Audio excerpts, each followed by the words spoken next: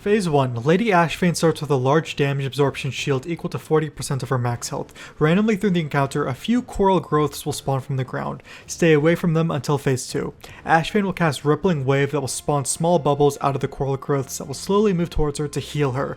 These need to be intercepted by players. Intercepting one gives you a stacking waterlog debuff for 15 seconds which deals damage to you. Also intercepting one hurts the raid. These need to be intercepted in a staggering fashion with all ranged GPS participating.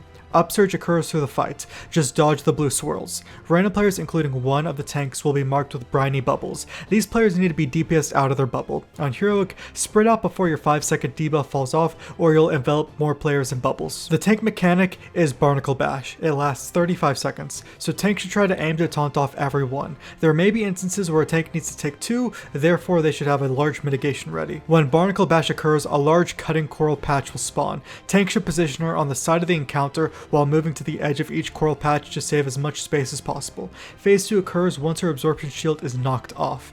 This phase lasts a little over a minute, so Heroism or Bloodlust should be used here to get as much damage on her as possible. All abilities prior are still used except Rippling Waves, and coral growths won't spawn. 3 pairs of players will get marks over their heads. Both players need to position themselves so one player is on one side of the coral and the other player is on another side. It doesn't matter how far apart both of you are. For example, if it marks a melee and a ranged, the melee can stay attacking Lady Ashvane while the ranged positions themselves on the other side of the coral. But keep in mind that no one else should be between the pairs or the Azurite laser will hurt them. After 10 seconds, an Azurite beam will shoot between you, destroying the coral. Once the boss reaches 100 energy, it goes back into phase 1 and she gains the hardened carapace again, 150% more powerful than the last.